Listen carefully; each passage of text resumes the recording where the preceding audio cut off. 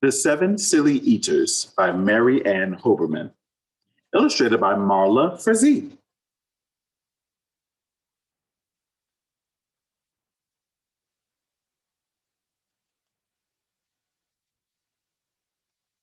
Not long ago, they say, a mother lived, just like today. Mrs. Peters was her name. Her little boy was named the same. Now, Peter was a perfect son in every way except for one. When Peter was just 1 year old, he did not like his milk served cold. He did not like his milk served hot. He liked it warm, and he would not drink it if he was not sure it was the proper temperature. Hmm. But Mrs. Peters did not mind. She was a mother sweet and kind. And when his milk spilled on the floor, she patiently prepared some more. She'd take the bottle from the shelf and chuckle softly to herself. What a silly sort of eater is my darling baby Peter.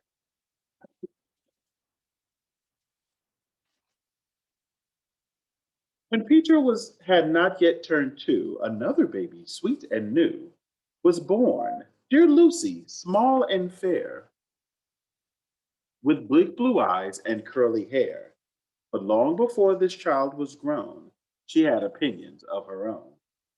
Of what she'd eat and what she'd not, she hated milk, both cold and hot. And warm was worst of all. Instead, whenever Lucy dear was fed, she bellowed for pink lemonade, not from a can, oh no, homemade. But Mrs. Peters did not mind.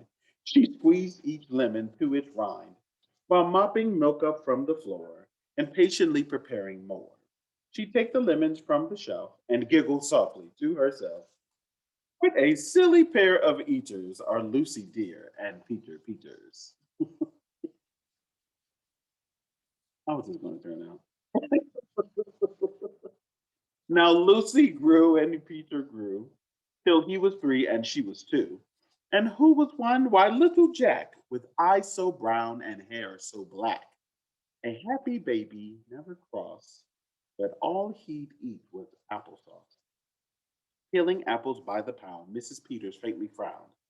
She'd take the apples from the shelf and murmur weakly to herself, what a silly bunch of eaters are Lucy, Jack, and Peter Peters.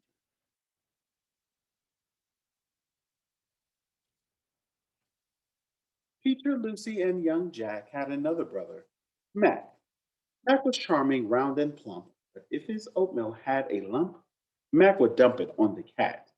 Mrs. Peters hated that. Since she loved her children four, she'd strain the oatmeal 2 times more. She'd take it from the pantry shelf and mumble sadly to herself, what a foolish group of eaters are all my precious little eaters.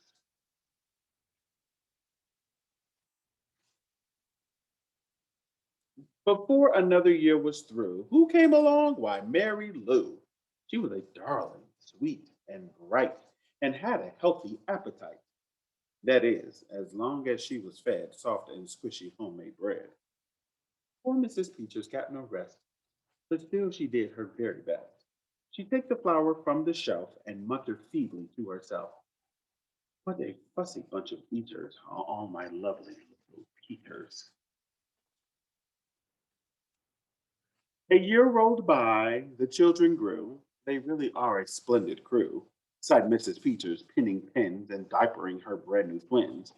Little sisters, quick and smart, impossible to tell apart.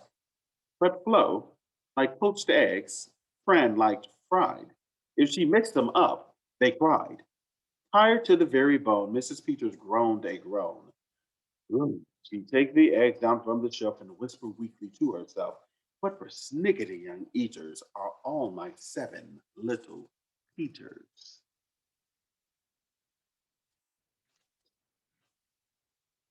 Now, went by as time will do, and as it passed, the children grew. The problem was that as they grew, their appetites kept growing too, but not their choice of what to eat. Every child continued to repeat.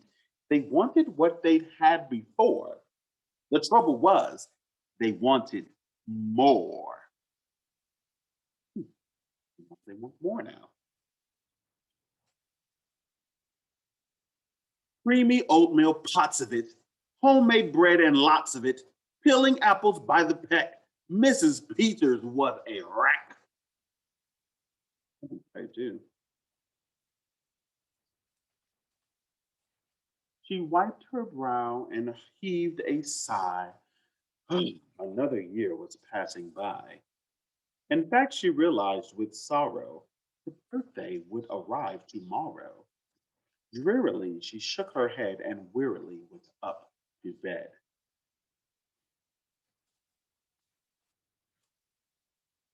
Hmm.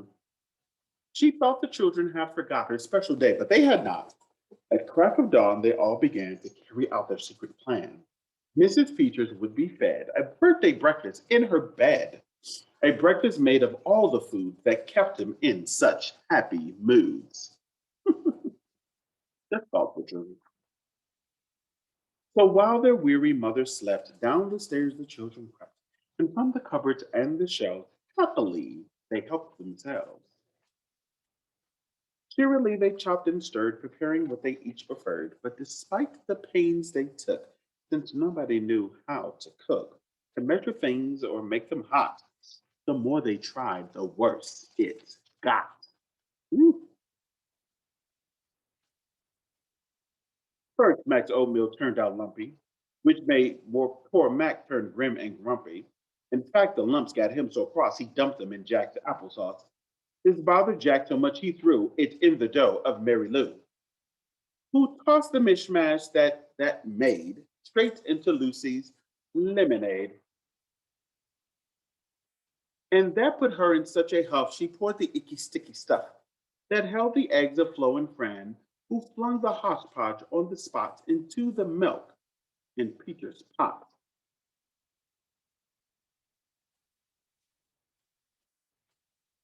But when they saw what they had done, they wished they never had begun.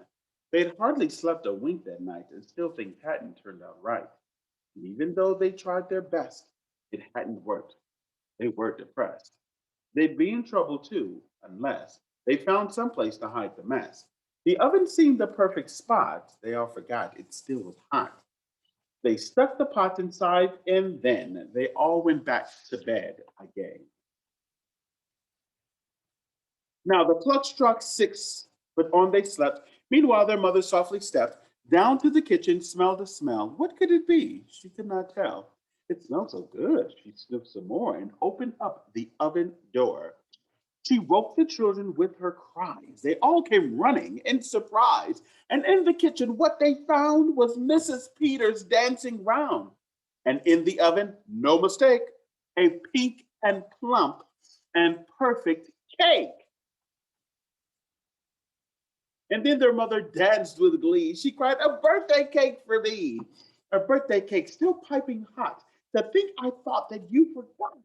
Now tell me, please, how did you make this pink and plump and perfect cake so high and light and smooth as silk?"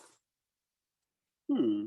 It's smooth as silk from all my milk, said Peter. Lucy said, "It's pink from all my lemonade, I think. And from my apples," added Jack. "My oatmeal made it soft," said Mac. "My bread dough, too," said Mary Lou. Said Fran and Flo, "As for its size, it was our eggs that made it rise." Then everybody sniffed some more and danced around the kitchen floor. What a surprise. They put the cake up on a dish and lit the candles. "Make a wish," the children cried, "before you blow." And Mrs. Peters did just so. And what is more, her wish came true, as birthday wishes always do. And from that day till this 'tis said, the Peters family all is fed. A single simple meal, just one, a meal that's good for everyone. A meal on which they all agree, made from their special recipe. They all take turns in mixing it. They all take turns in fixing it. It's thick to beat and quick to bake.